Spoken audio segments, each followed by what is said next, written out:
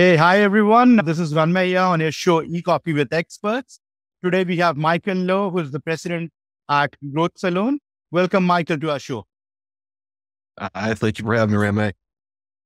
Great. Michael, before we move any forward and understand more from you in terms of how SEO industry has evolved, what is your take on it, I request you to introduce yourself and Growth Salon to our audiences tonight. Yeah, like you said, we do SEO, but my name is Mike. I am the president here at Growth Salon. It's a company that I've been running for almost 4 years now, starting in 2019. But we're experts in SEO, but we also specialize and focus in CRO, conversion rate optimization, web design, and web development, which we think all of them go hand in any successful campaign. Absolutely.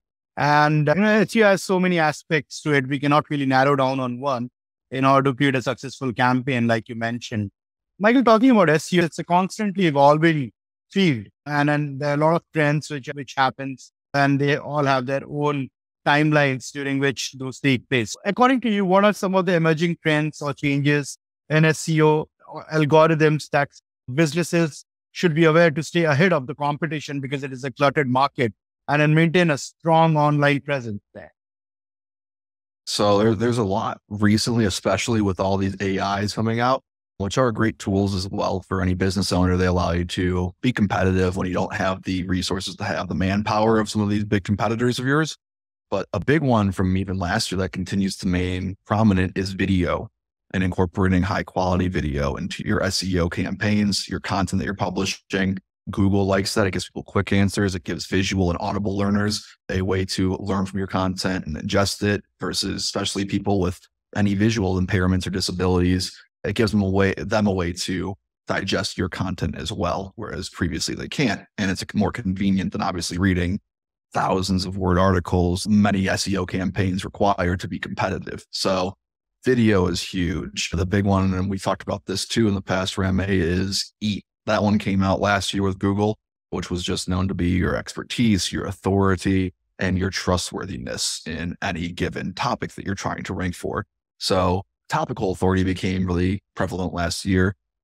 But now what Google's been really emphasizing, and what should be emphasized in any good SEO campaign, is the user experience. And so what they've just released in their previous updates has been what some people call it the double EAT update. So now it's still expertise, authority, and trustworthiness, but there's another E in the beginning for experience. And so it's more not only just user experience, but display your experience in any of these topics. So if it's a product that you're trying to market, what's your experience in using the product, and what are other people's experiences in using that product? If it's a service, what's your experience with that service and other similar services that will lead into the rest of EAT? So those are the kind of trends that you need to keep up with the updates. That's what professional SEOs should be doing, because the other techniques, we still apply them, but they get outdated. And if you're only applying them, you're going to lose. But video, and just really just focus on optimizing for the user experience in any way you can, which video does. And it's going to make your content that much more valuable. And Google will see that, and they will reward you because your content is valuable to their users. Absolutely. And you did touch upon AI, which is a very burning topic these days, and the storm that we all are in. What is your take on AI in general? Where are we heading? Exciting times ahead. How do you look at it? A lot of people get really threatened by AI. And as an SEO, especially with all the updates that we know Google's going to be rolling out, it is scary because the times are uncertain. But AI I love, and I've loved AI for years now, even before I was doing SEO. It's really exciting to see how far it's come, especially since it really hit the mainstream, probably a little over a year ago, where I think Jasper or Jarvis, if you remember, that was like the first real big mainstream tool that we were seeing in SEO. And now a year later, you get tools like ChatGPT, which kind of just opens the floodgates with OpenAI for all these new tools. And so my prediction was then we're going to get a lot of really awesome tools that we can leverage to make even better content and do our job that much better too for our clients. But you're going to get left with a lot of half-done tools because of how quickly these tools are progressing and coming out. They make these awesome solutions, and then they leave these products almost like in a beta stage, where it's like some of the features work, some of them don't work, or they just don't work at all. So now the challenge becomes for you to be able to sort through all the crappy tools and find the really powerful tools that you can use and add to what I refer to as my toolbox, right? And so I love AI. I think it's really exciting. It's going to be really interesting to see, though, how SEO develops over the next year as Google starts to roll out Bard into Yeah. their search result pages. That's going to be a challenge. I don't know what it's going to look like beyond there, but it's exciting. I like AI. Great. And like you mentioned, people getting scared, especially content writers. And it can never really be your final product. You still got to have some human mind, hands, and brain to it in order to have that finesse in the final product or deliverable product, as we say. But yeah, exciting times ahead, right? They're jumping off points, right? Yeah.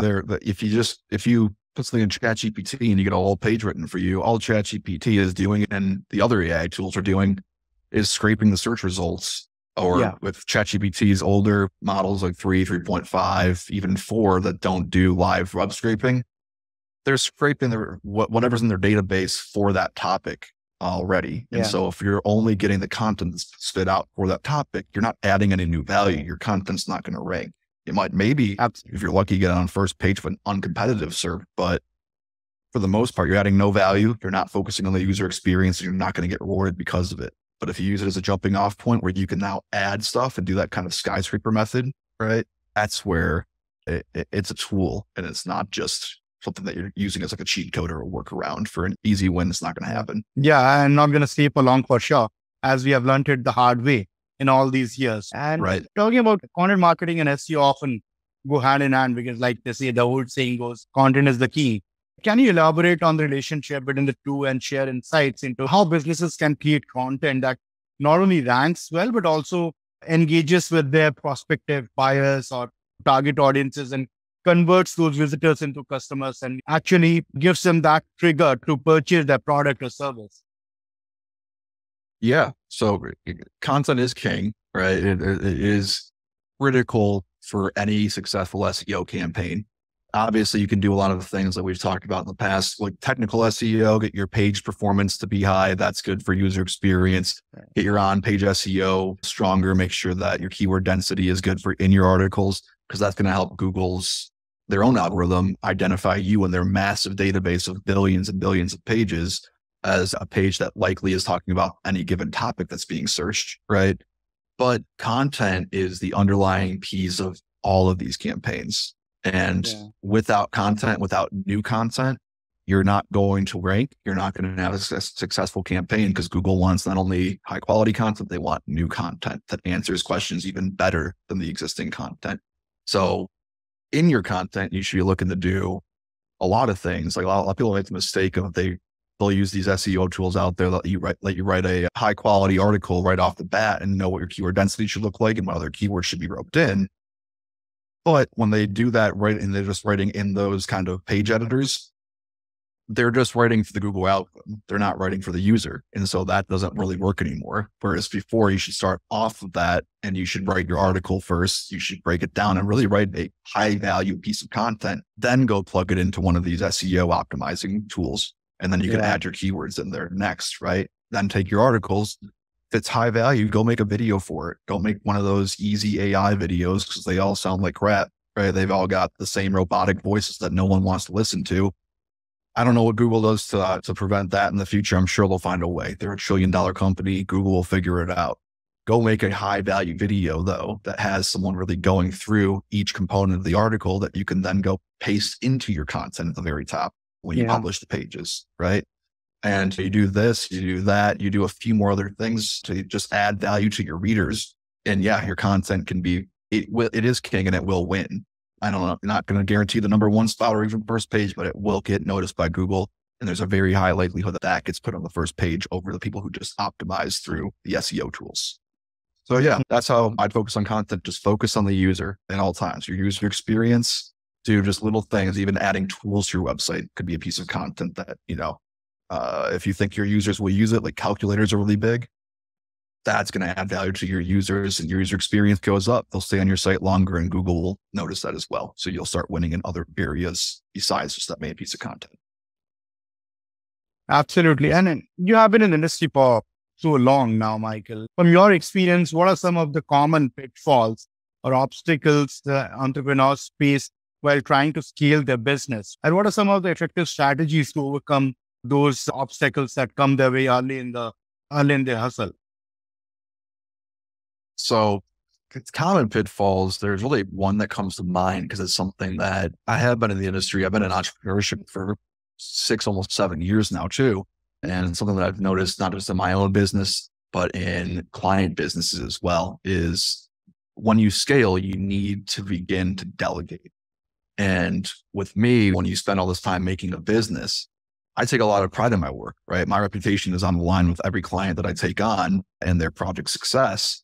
And so you get a lot of reluctance almost to even delegate a single task to somebody else and think that somebody else can do what you do as good as you do. And they don't need to, is the hard thing to accept, right? You need to find people who can do little components of it. SEO has all these components. You've got content writing, you've got the on page, you've got the technical, you have the link building we talked about earlier. That can't all be done by one person. If it is by one person, you can't scale it all. And so strategy for me was, all right, we can either be okay with where we're at and we can take on maybe 3 projects at once, or we can learn to delegate, and you have to force yourself to delegate. But the people who don't, that's the pitfall, right? You hit your plateau, you can't break through. You can get more clients, but all of a sudden they're not going to get results and they're going to start churning. And all of a sudden you're even worse than where you were before. So learning to delegate is something that should be prioritized if you're looking to scale any business. And just finding people who can do the little components, like I said, that can do it 75% as good as you do it.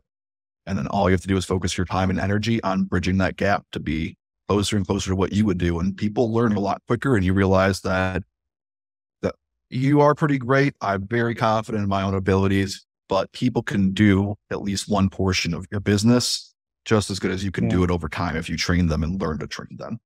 So that's the pitfall I look out for, the biggest one. And by delegating, you also see other perspectives of it. While we are really cluttered in terms of what we are doing is sent person, you get to also see another side of it if someone else tries their hand at it. Maybe not a perfectionist, but you never know. Where it's good to have 2, 3 minds sharing their knowledge pieces on a particular subject.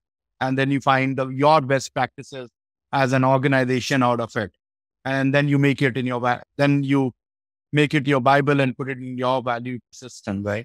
You never know that. Right? And in today's digital landscape, Michael, right, user experience, like you mentioned earlier, has actually become so important. And as for Google, as well as for different search engines as well. So how can businesses create a seamless and user-friendly website experience that not only satisfies the search engine's criteria, the algorithm, the signals, but also engages with the visitors and the target audiences? That's something that I'm still figuring out as I go too, but I'm better at it now than I once was. And a lot of SEOs, their pitfall, right? Some of them don't even see it as pitfall, is we're really good at making content that's going to rank. That's the big component we just spent a lot of time talking on, content. But a lot of them, when you look at the pages that these people they're landing on, these are really shitty pages. They're 5,000 words long. And really, you feel it when you're a user scrolling through 5,000 words. But most SEOs, they don't care. If their job is to rank the content, they don't have to care about that. But unfortunately for them now, user experience is getting so prioritized by Google, as it should, that they need to. And so something that I started doing like in the past year and a half or so is just focusing on developing out my own web design and development skills, but then building out my team for that as well, so that I can incorporate all this content. And you don't want to hide it like people did back in the day with SEO, but incorporating like a little carousel or something, or incorporating tabs into your posts or your pages so that you can maybe you have 7 different sections of SEO content that you've just written for a list for any given page or topic you're writing on. We'll incorporate some tabs in there so that people can click and they see, all right, here's number 1. Maybe let's call it, we talked about law earlier, but let's call it personal injuries, right? So personal injury case types: 1, car accidents; 2, truck accidents. And you have all this big blurb underneath each of those that only becomes visible when the tabs are clicked. And now the user's engaging with your content, which Google's going to love to see. It's going to keep them on there longer.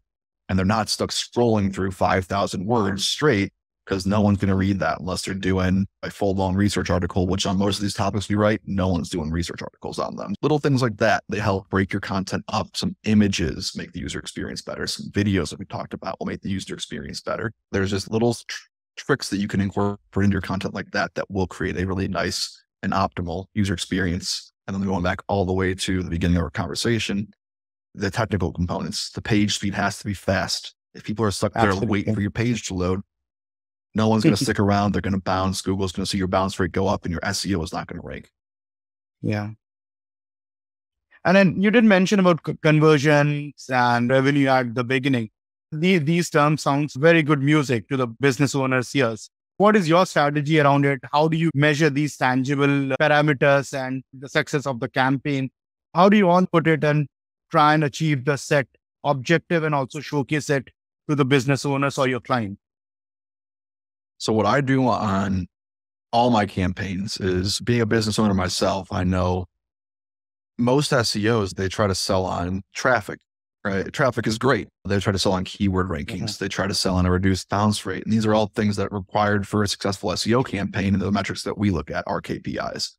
But as a business owner, maybe you can sell on traffic, but you have to realize the reason that they're going to look at traffic and you can sell them on it is because they're now bought into the notion that they want to increase their revenue, and this is the way that they think they can do it. And if they don't see revenue increase while the traffic increases, you're going to waste 6 months on an SEO campaign. If you have a 6-month retainer or a 12-month retainer, you'll waste 12 months. And if you don't get that revenue to go up, you're going to get chopped. They're not going to have revenue to keep paying you. So my main KPI that I do with any of my businesses is ROI and revenue tracking, especially. And so one, just tracking the intake for them as far as leads go. How many of those are converting into sales, right? What are the sales equating to as far as revenue for the business? Tracking all of that, you can show them a very tangible, okay, you started here, and web traffic in these cases, they don't even follow web traffic. They're just looking for revenue, right? If web traffic goes up, we know it should increase the revenue too. So the revenue goes up. Not only can they afford to keep paying you, which is the number one priority, right? So you don't want to just wait 6 months for 6 months. Doesn't help your needle move as a business. But two, tracking that revenue over time, all of a sudden the revenue goes up and they start to identify this as an investment activity, which they should. It's no longer a spend, it's an investment. And so maybe they started at a $2,500 retainer, $5,000 retainer a month, $10,000 a month, whatever it is. As their revenue goes up and you show them a 400%, 500%, 600% ROI or even higher, like most campaigns I do, humble plug, most campaigns I do get higher ROIs than that, which is really nice. It takes a lot of work to achieve that. And they love seeing it. All of a sudden they have more revenue and more money to invest into this revenue growing activity as they see it. So now you go from $10,000 a month to $20,000, $30,000, $50,000, $100,000 a month, which seems impossible when you're first starting out at SEO. But when you focus on revenue, you're going to grow their business and they're going to grow your business for you because of it. Absolutely. Absolutely. Michael, it has been lovely speaking with you and understanding the thought process around SEO and conversion and, how to track those campaigns as well. Before we let you go, I just want to play a quick rapid fire with you. I hope you're game for it. Yeah. Okay, great. So what was your last Google search?